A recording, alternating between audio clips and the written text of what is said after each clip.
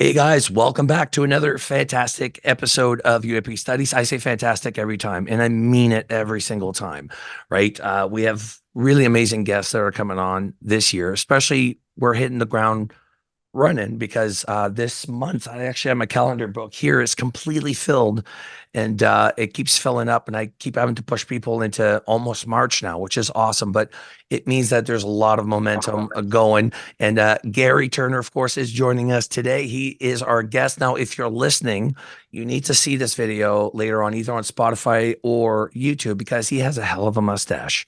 Okay, I'm jealous of your mustache, Garry. It's just Oh, it's epic. You know what I mean? Like, uh, do you well, put thank you. wax in it?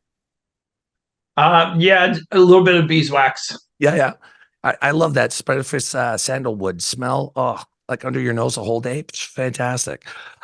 Yeah. So Garry is actually a very creative person. He's been involved in.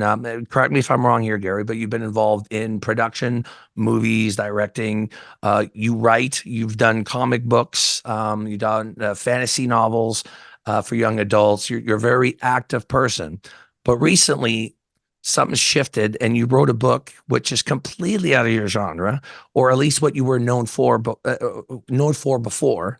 And you wrote a book about UFO science and the secret, you called it Secret New Physics, Vehicles, and UAPs.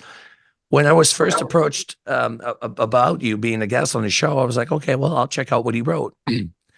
And then when I saw when you're talking about the physics of the crap, I was like, whoa, okay, that's above my pay grade. I don't even understand that crap. So hopefully you could shed some light on this for me, because I'm always fascinated about how these things could or potentially are based on the research that you've done. And I still can't grasp exactly how it works, the mechanics. So if you do, just give you some enlightenment, and the listeners as well, because it's one aspect that I don't think I've covered enough, is exactly how the crafts work. You know, we keep hearing about anti-gravity. Okay, but how do we achieve that? How do we even get to that point? So you'd be the perfect person to talk about that, because your book surprised Yeah, me. Yeah, I do more of the layman's interpretation. I love So, it. You're the right audience for that, my friend. The right host too, because for me, the better, the simpler, the better, for sure. But first of all, let's get into how you got into UFOs to begin with, because sometimes some people don't see it coming, but they need to know what your backstory is before you wrote the book. so yeah, I'm jumping over from fantasy into the fantastic. In 2017, I started writing and authoring some sword and sorcery adventure novels after coming off of doing television and some graphic novels. And after publishing several novels in that, 2017, many people know, was kind of a pivotal point when newspaper came out. A little thing called New York Times actually made it official. The start in the shift, and I was at that point, I had already in my life, after reading some other books on the subject, had dismissed the whole topic that UFOs were just too fantastical, probably not worth my time to study. But when that article came out, I just was gobsmacked, and I couldn't help but start looking back into it. And as the years progressed, while I continued to write other fantasy novels, I came upon the whole subject, and it drew me back into my original collegiate fascination with physics. So I got my degree in graphic design from the University of Cincinnati. But while I was there as purely as an elective, I was enrolling in physics classes.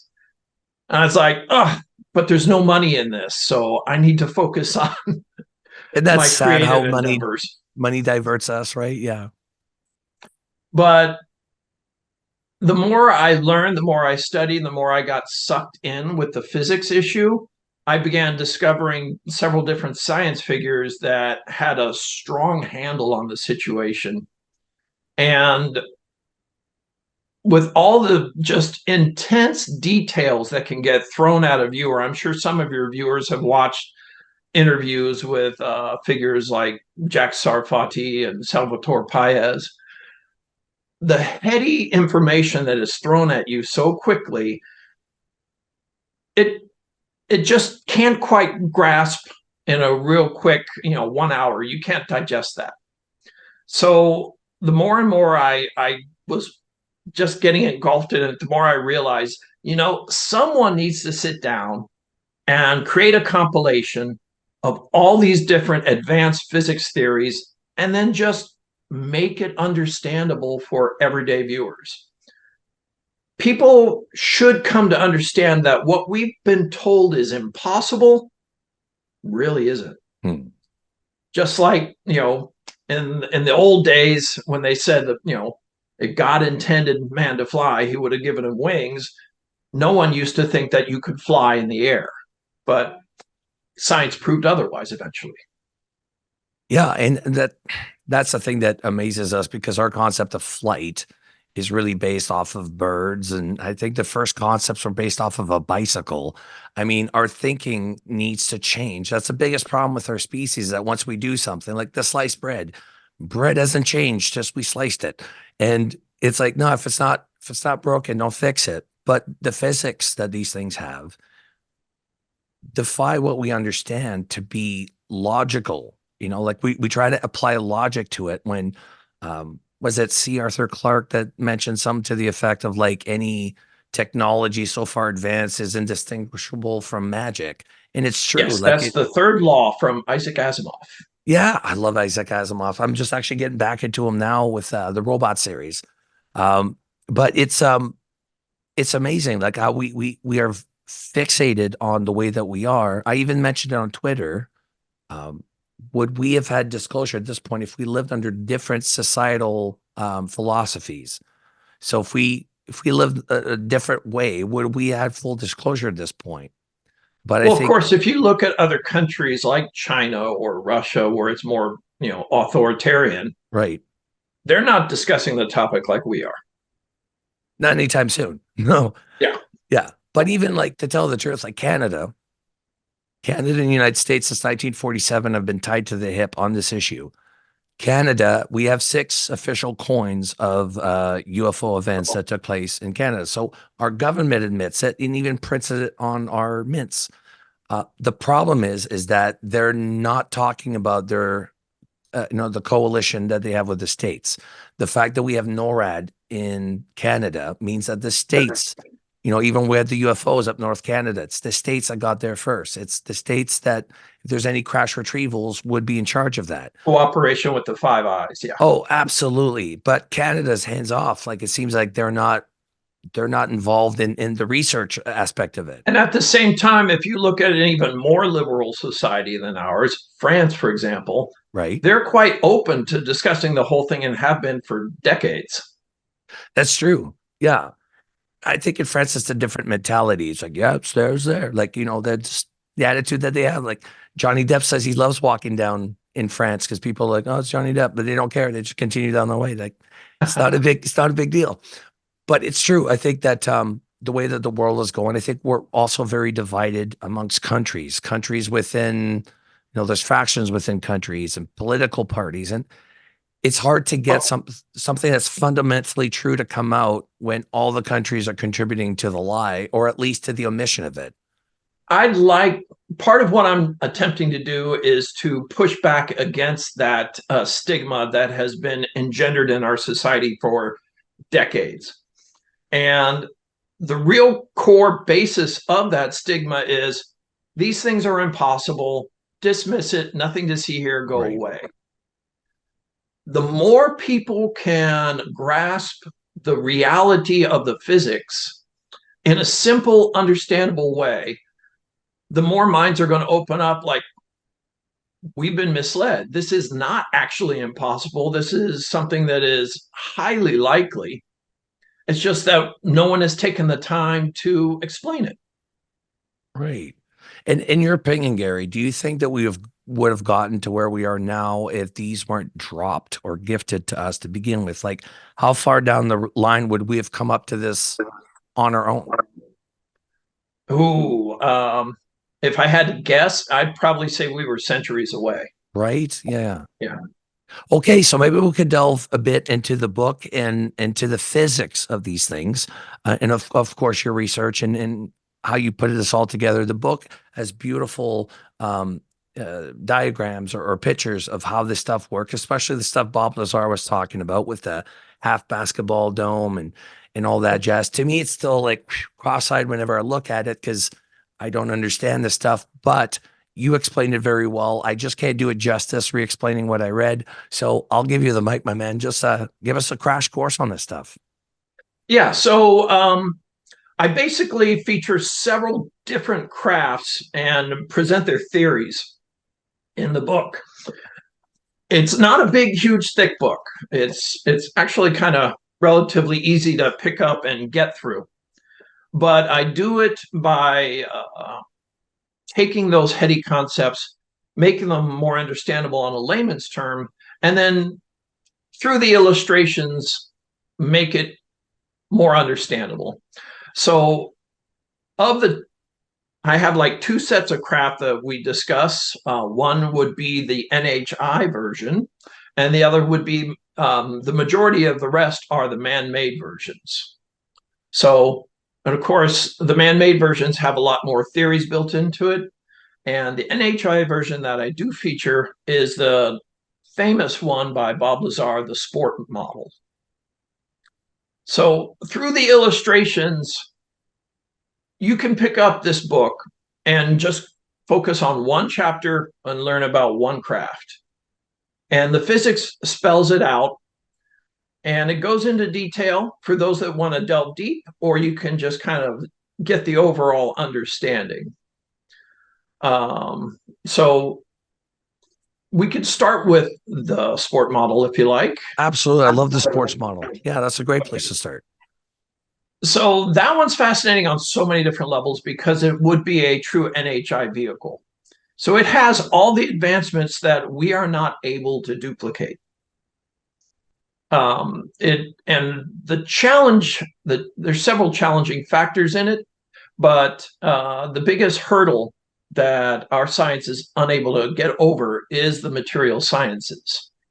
So what that means is, let's say you were to bring a steel bar back to Egyptian times and present it to a pharaoh.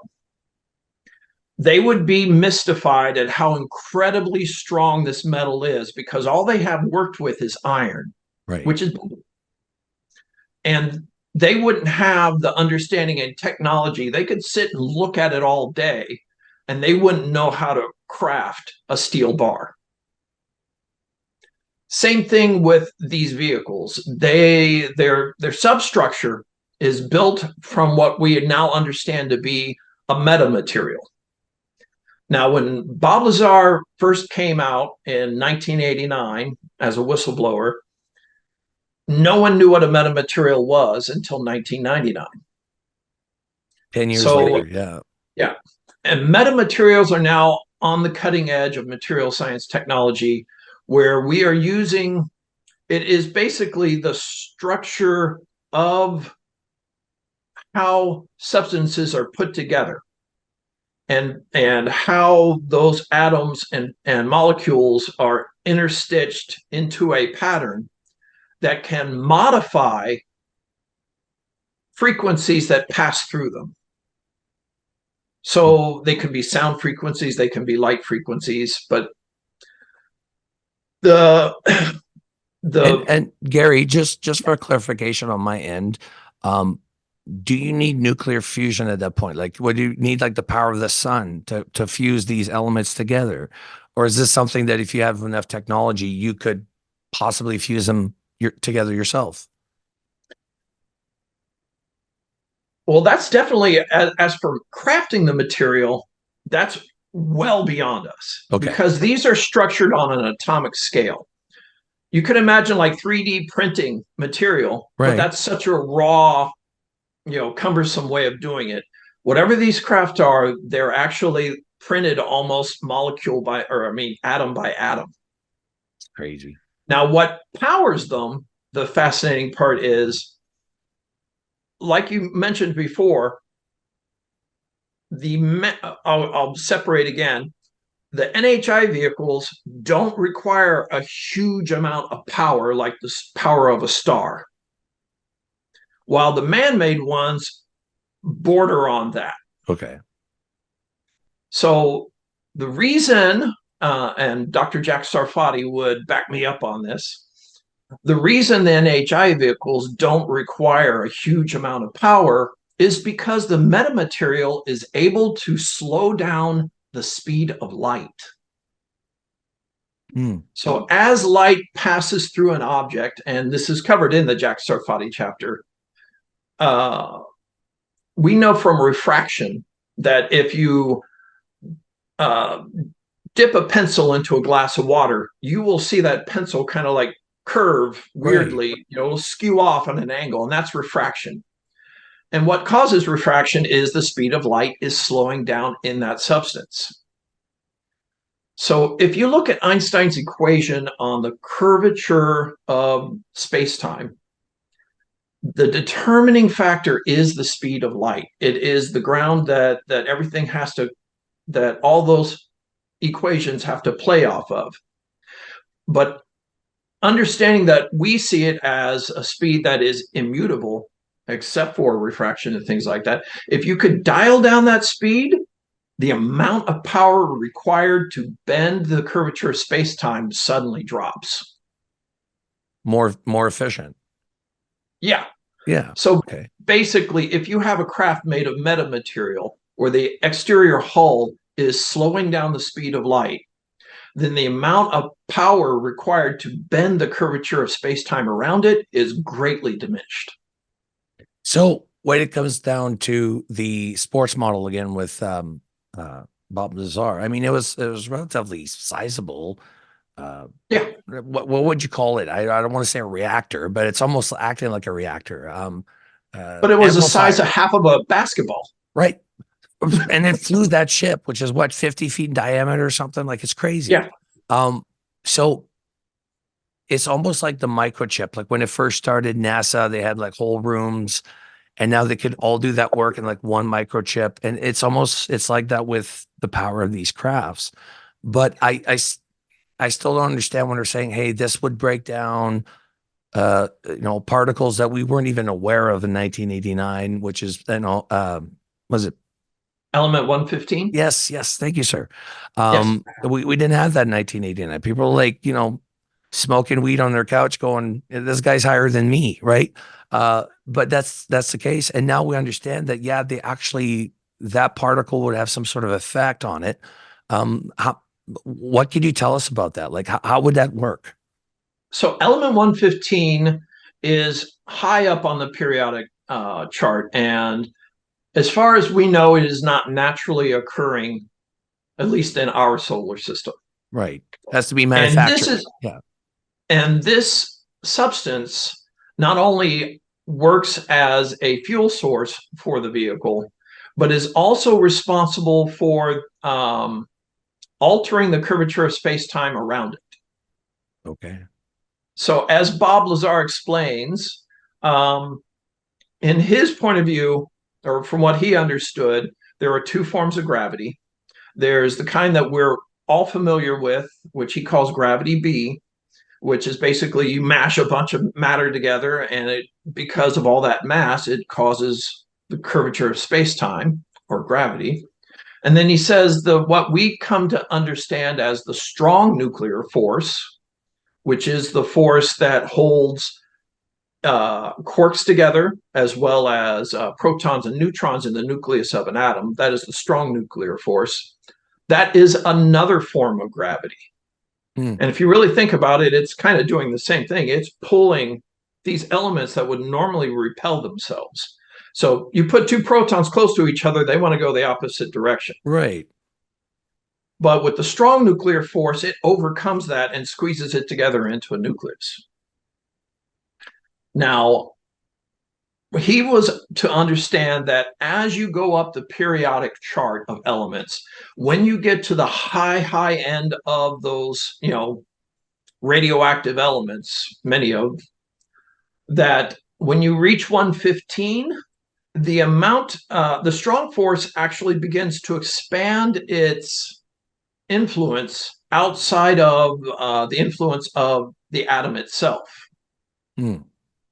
And as it expands out, it actually reverses its phase so that instead of pulling in, it begins to repel outwards. And so if you can create a purified version of element 115, and which they basically machine down into these little triangular ingots, the cascading effect of all of these atoms begin to rebound off of each other and flow downwards towards the tip of these little triangular elements, which can then be like any form of electromagnetic energy. Gravity waves are something that can be redirected through a waveguide.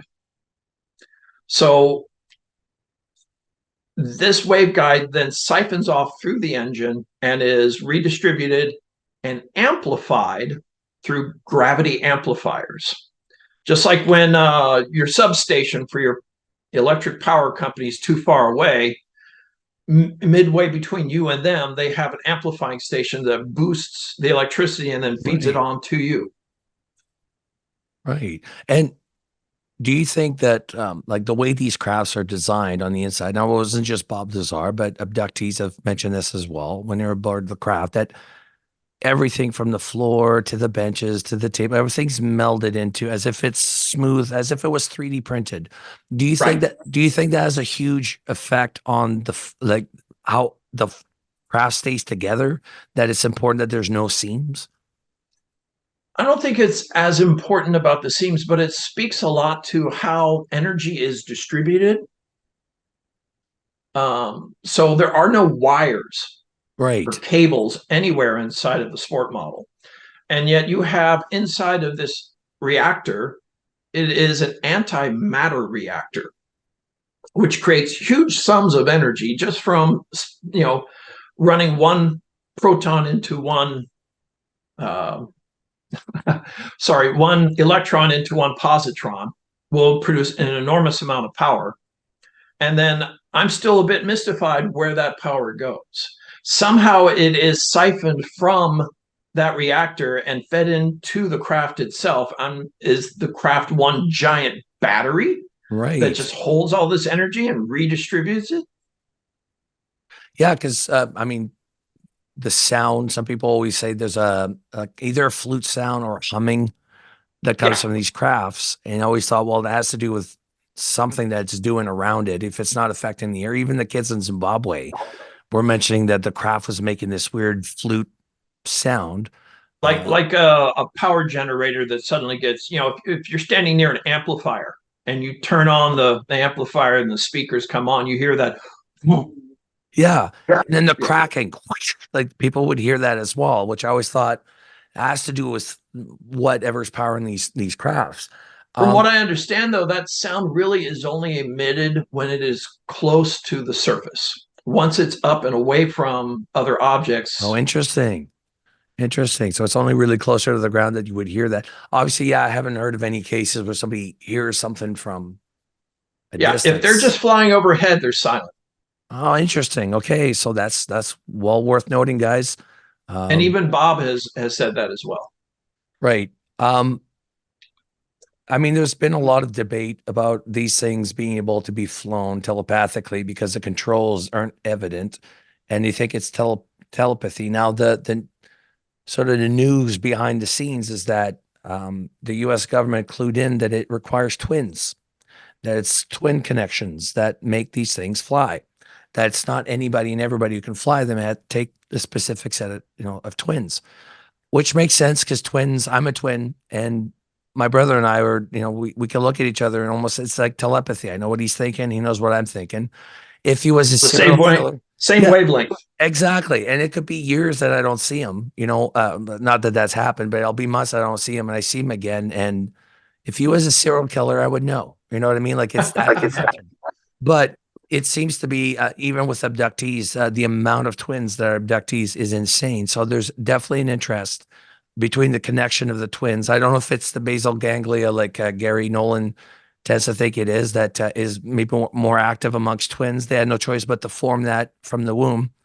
But it's interesting. I think that's a new piece of data that I'm trying to locked down as much as possible, because that'd be I'm cool. fascinated by that as well. If any of the viewers out there happen to have some of his brain scans that actually differentiates the difference between a everyday basal ganglia versus the enhanced versions, I would love to see those Yeah, images. and I think he's even got scans and stuff like that. I think he might have shown one during our interview, maybe not. I know my memory's bad. My basal ganglia is not working the way it used to. Uh, but it's interesting because you think, okay, well, these crafts operate at a consciousness level. Let's say they do. I don't know if they do, but let's say they do.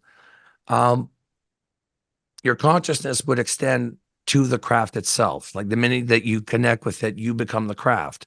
That's why they maneuver the way that they are, because it's like your consciousness being everywhere. You could see all around you. So you could approach something really fast and drop down, shoot up, because you're moving at the speed of thought. So maybe that's why we're not getting as many air collisions as we're getting. Crashes do occur. So is it a lack of connection between the two pilots? Is it, there's multitudes, but you have like a theory as to why these things tend to crash. Yeah, that's actually discussed in one section of the book. It's a very common question, and it was one that I also was like, this doesn't make sense. If these are advanced technologies from other societies that are so far ahead of us, why the heck are they all ditch diving as soon as they reach Earth? They're made by Ford. So it has been put forward by a few intelligence people that if they were forbidden from sharing technology with another government or country, accidentally crashing one of your weapons or vehicles into that society, oops, sorry, they somehow got that. Right. And they seem to keep accidentally crashing over and over. I don't think it's as much an accident. Well, that's the part that's crazy. You hear, the Varhinia case with James Fox, and that sounds like it was an accident because the two entities that survived the crash went running into the city, and then there was what people said was like a search party. It was a flying craft that was doing like lines like this across the city looking for those two lost entities. And that's the first. On that case, the understanding is they were already in trouble on the way down. They were already smoking and in trouble. Right. So But do you think if that's like you're being fired upon? Because if you're a proponent of Stephen Greer, then you would probably say, "Oh, someone must have shot them down." right. Because recently somebody's, they were mentioning that we have the capabilities of shooting them down, some sort of EMP shock. I don't know what it is. I Um, have heard of some technology along those lines. I understand the Russians also have shown off some technology that could, like fry metal. right. That's scary. That's That was scary. presented to George Knapp during his time over there. Yeah. They even have what is it, a rocket that goes something like 23 times the speed of sound, which I'm like, Mm-hmm. why do you need, Hypersonics. yeah, like you need to kill somebody yesterday. Like that's crazy fast, right? Like we get it. We get it. You're first to the line. But this is the part that, I'm worried about is if we are shooting on these things, let's say hypothetically we are, or somebody made the decision, shoot them down. They're not speaking on behalf of all humanity. And because we don't have all the pieces, it's it's concerning. Like, why are they making Right, that call? right. Right? Why Like are they making that action that represents exactly. us all? Not voted. It wasn't voted in. It's somebody making those decisions. And what if they start a war? Or even worse, like they bring even more trouble upon it because of whatever situation. If that That's a is the scary case, bit. they're definitely not putting our best foot forward. No, no, I agree with you there. Conversely, I understand there have been some vehicles that rather than even crashed, they were simply set down and then the occupants left. Like a gift. Yeah. And you got to think their technology has got to be reversed, or we should be able to reverse engineer it, because otherwise, why would they leave it behind? It's like it'd be cruel to leave some technology behind that the people can never have the resources to rebuild. That just makes no sense. But do you think that's aiding us? Like, do you think that they're trying to push us towards getting off planet? Like, what would be the purpose? Just your opinion here. Okay, yeah, pure conjecture. Imagine you've got this primitive society that leaped ahead on their own and finally figured out how to split the atom. And now they're setting off nuclear warheads, even though as a society they haven't evolved enough in order to interact with other societies. And so you need them to reach a certain point before they can engage with their, interstellar neighbors. Right. So before they kill themselves. So maybe that's what's going on. That's a possibility that they're trying to help us, but we have to achieve those understandings on our own. And that makes sense. The thing is, it would be such a long endeavor on their part. I mean, the commitment is unbelievable on their end because every day they're active, right? And Well, if you follow the works of Jacques Vallée, which I know you do, you know who that doesn't? there has been interactions throughout the centuries where they've been trying to help push us along to the next step forward. And even when it comes down to abductees, it is specific people that they take that share the same characteristics. There is no psychopaths or sociopaths amongst abductees. Never has been. And it's amazing. The people they go after usually are really, really caring for animals, sympathetic, empathic. They are very creative, want to know answers, open-minded. Those are the people that get taken. Now, there are some that don't fit those descriptions that are taken. Unfortunately, they just happen to be with the person that's normally taken. And unfortunately, they're taken with, right? So that sucks. Or there's some crazy lumberjack that comes running out of a pickup truck and charges a UFO. Yeah. Hey, guys, take a picture. Look at me. You only think about how stupid his friends felt, after they took off. And they're like, because obviously they told him to get back inside the truck. But, nobody's going to believe us that Travis just got zapped by UFO. Like, that's crazy. 1975 to boot. But yeah, 1970s, it was a huge, huge thing. There's a lot of people coming out of the woodworks now talking about their abductions. Like Terry Lovelace, his abduction was 1977. He said right after that summer, or like a month later, Close Encounters came out. He could never watch the movie because he was traumatized. His experience had just happened. There's another guest coming on the podcast that she had an amazing freaking sighting in Utah or experience in Utah. And that was 1978. So people are starting to come forward. Mhm. People have never spoken before about seeing these crafts. The only thing that I've noticed with these abductees is that even though the intention wasn't to harm them on the ship ended up causing them harm by radiation, right? They didn't mean to. Yeah, there has been instances where, for instance, the Travis Walton case. I wonder with the Travis Walton case if so these vehicles, part of the nature of warping space-time, alter something called the Doppler shifts. Okay. So for those that watch their weather, you have Doppler weather radar that sits there and scans and tells them, is the cloud moving this way, is the cloud moving that way, and so on. But a Doppler shift we're most familiar with is when it comes to trains. So if you're ever around a train and you hear it coming towards you, it sounds one way, and then as it passes you, the pitch changes and it drops down, right? So that's the wavelength of the sound. As it comes towards you, that wavelength tightens up and becomes a higher pitch. But when it's going away, that wavelength stretches out, and that's where you get that lower pitch. The fascinating thing about altering the curvature of space-time, bending gravity around your craft, is it actually does the reverse of that.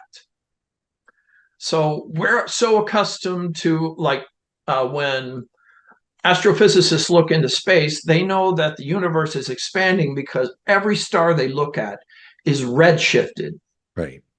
That means that star is moving away, and the light coming from that star shifts into the red spectrum as it moves away. If that star was coming towards us, it would be shifting towards the blue end of the spectrum. So UFOs do the reverse.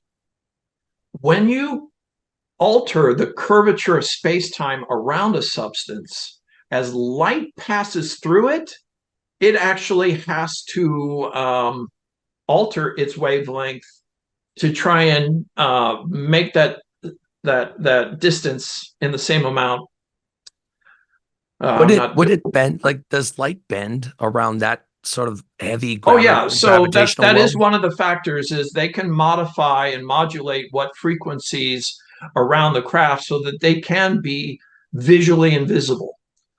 They can modify it so that they're invisible on just about any level of the spectrum. So you'll notice, like recent with the jellyfish video that came out Right. from Jeremy Corbell, that was video that was done in the infrared spectrum where it's looking at heat signatures, and it was shot at nighttime. Several people, several of the soldiers on base went outside to try and find it using night scope vision, and they couldn't see it.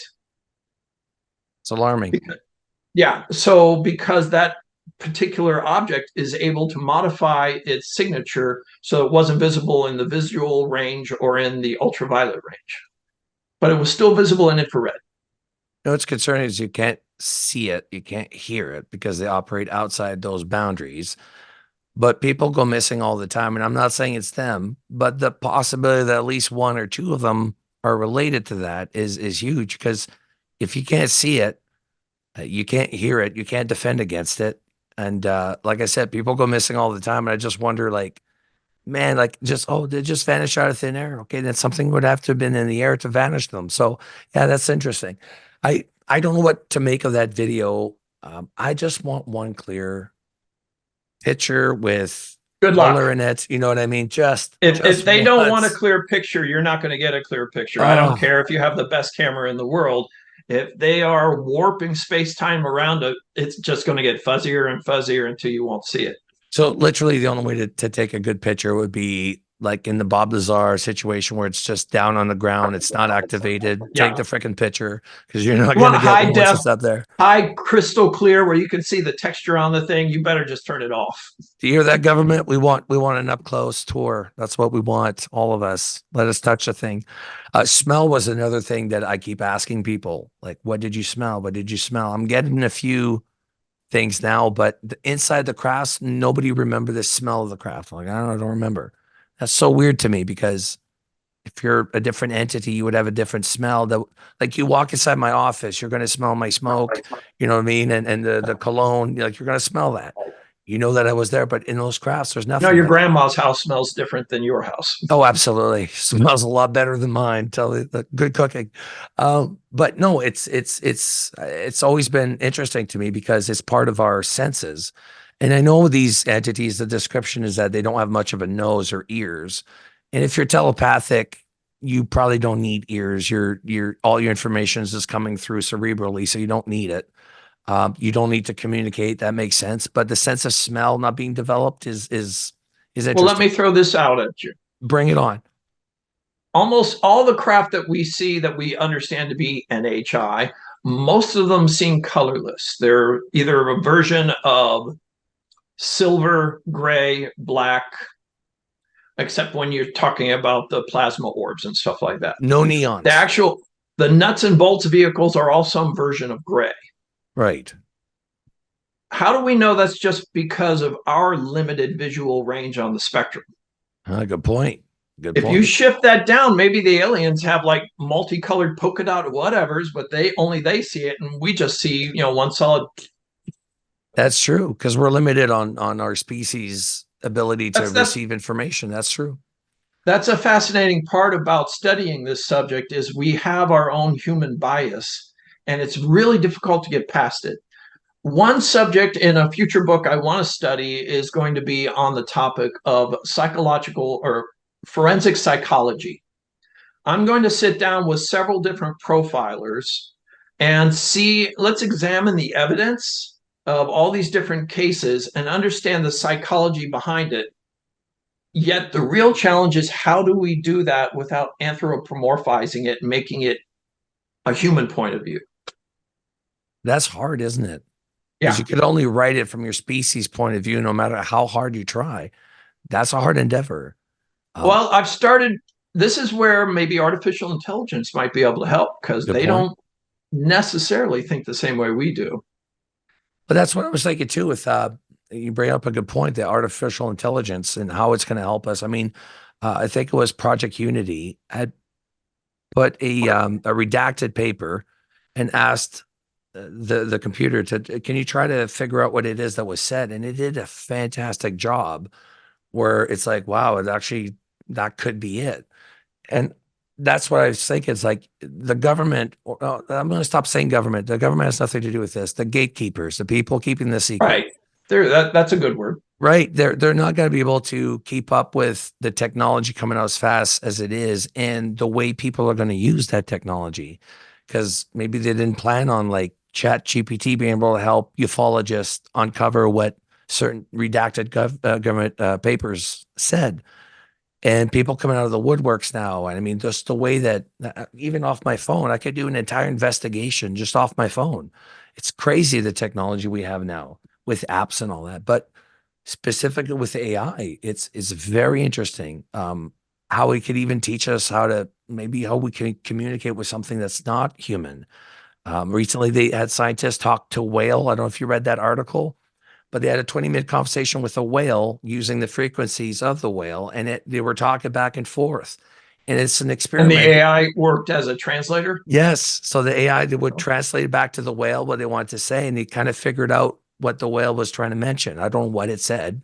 Probably get out of here. You guys are bugging me. But it's the first step into us understanding how to talk maybe to an intelligent life differently than our concept of talking. To us, we need it to be audible, and you know that's what we need. But if you're cerebral, your concept is open a lot more than ours. We're limited by speech. They're not, right? You know, one aspect of the subject that has also not been covered, and we really don't have a way of covering it currently, is if I could sit down with one of these NHI, be they a Gray, a Nord, or whatever society, I'd like to know what their version of artwork is. I wondered that myself. Because as a human species, we express so much through creativity and artwork, through our music, sculpture, paintings, etc. It really speaks so much about who we are as human beings. Now, imagine if we were all psychic and we could all had telepathy. How would that change our artwork? Good the point. the form of communication would drastically change. So I would be so fascinated to study their form of art. Yeah, and even with telepathy, I mean, if you have access to everybody's telepathy, you have access to all their information. That means that one artist makes everybody else an artist. An engineer in the group makes everybody else an engineer in the group. The species would, But so much of art is trying to elicit feelings in others when we are not able to directly beam our thoughts. well, it's the closest thing to telepathy that we can do, but it Right. needs a format to get to the person. So music, you know, I could tell you that my girlfriend left me and you're not going to cry. But if I start singing a blues song, you know, and like really put the emotion behind it, now you're feeling what I'm feeling. I Right. just transferred my emotion over to you. Same with the painting, like like if it invokes something in you, it's because it invoked something in the artist, but you need that medium to transfer that over, which is really fascinating about these little gray dudes. Supposedly, they're able to just not only give you the visual, but give you the Right. emotion that comes with it. So it hits you. It's like a layered thing that it's a lot more in depth than just getting visuals. You're getting the sense of fear if it's a battle scene, or the uh, you know, a calmness if they want you to feel calmness. Like it's a manipulation of emotions. But I'm not wholly convinced that they feel emotions themselves. I think that might be unique to our species It because, might be. yeah, And it perhaps some of these grays are actually androids or avatars, from what I understand. yeah, they Yeah. seem very robotic in a way. Yeah. And even aboard ships, you never see anybody say that they've seen art. They'll see hieroglyphics of some kind or some sort of That like, yeah. That aspect of it does make a lot of sense when you think about bacteria and viruses and the different gases in our atmosphere. You wouldn't expect to go to another planet and just open up the door and think you'd be perfectly fine. Yeah. So if you're going to visit other societies, maybe you're going to send a an advocate in your place that isn't going to suffocate or get infected. Like an avatar, even that they could control from a distance. Like if there's a Right. mothership out there, they could control the avatar so they could do the job themselves. Maybe they look so freaking out there that we can't process them. We die every time they take us. So they came up with little dudes that resemble us more to make it less jarring. Who knows? Right, right. But Less threatening because they're smaller. exactly. But here's the thing is that we're now at a point in 2024 where people like you and I we got motivated by that 2017 article. I remember when it first came out, I was at work. I went to MSN. I saw it. I was both like excited and pissed off at the same time. Pissed off that like we've been telling you guys this forever, and now the Navy's experiencing this. Now they're under the freaking water for crying out loud. So at what point do we acknowledge it as a species? But like you mentioned, we have our biases. And unfortunately, because we are told from an early age, no, this is reality and this is not reality, uh, we lost maybe something crucial from when we were little to adults. I think what we beat that out of children. And I Yeah, think we that's, need to brush off all the debris that they've been shoveling on us, open our eyes up and realize that even though they said it was impossible, it's not yeah, true. yeah. A And lie's a lie, right? A lie's a lie. At the end of the day, this is what this phenomenon is that we've been lied to, and they know they've been lying to us about this. Not only that, but like the military themselves, like the people within the military, Defense Department, they're experiencers. Some of them are abductees, some of them have close encounters. They're told to shut up, otherwise their career gets over or destroyed. Um, the amount of people alone that have had close encounters, myself included, is crazy. And once they know that you're into UFOs, they're like, "Hey, dude, come over here. Let me tell you what I saw." They would never tell anybody else, but they'll tell you, right? Uh, well, I've yet to be that fortunate. I haven't had any encounters myself. I've well, just mainly been fascinated by the physics and the science of the possibilities. well, you know what? I always admire a man like yourself, Garry, because for me, I probably wouldn't be doing this if I hadn't had that experience. I think for me to get motivated to do what I do, I had to have that experience. But for you, you don't need that. And I applaud that because I don't know that I would be working in this field if I was in your position. Like I probably would be a skeptic and be like everybody else out there, like convince me. So yeah, my hat's off to you, sir, because that means you think outside the box more than I do. And that's a good thing. It Gary, gets some creative wheels spinning. well, that's the thing. And it's really about like even what you're doing now, like being on podcasts and talking to us. It's important. Everybody needs to do their thing. There's no messiah of disclosure. It's everybody do your part, whatever that part is, whatever. For me, it's doing a podcast, researching abductions. Other people might be the physics, writing books about them, like what you're doing. Everybody pitch in. The amount of people we talked to, and we said, what got you into UFOs? I picked up a book in 19 blah, blah, blah, or I picked up a book here. It's like, it's amazing what a book will do. Again, it's telepathy. You're putting your thoughts and ideas into somebody else's mind. That's what Right. art is.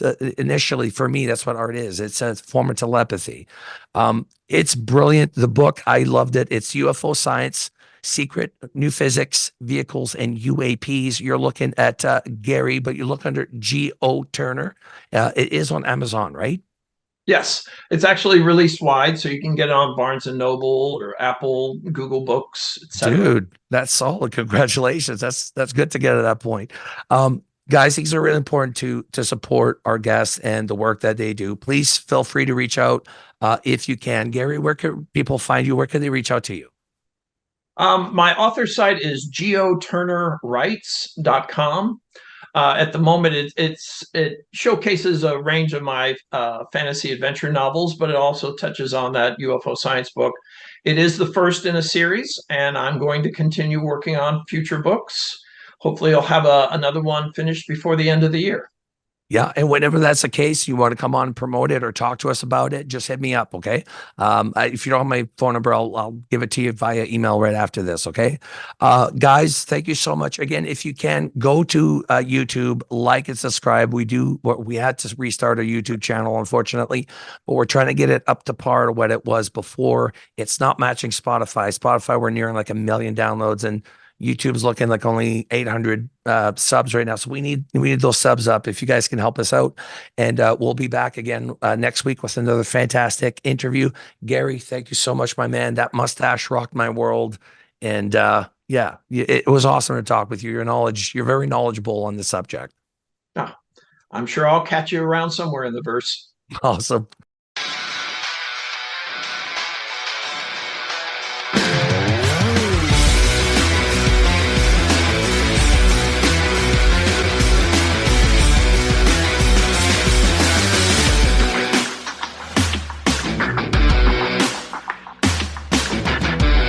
Are you paying attention?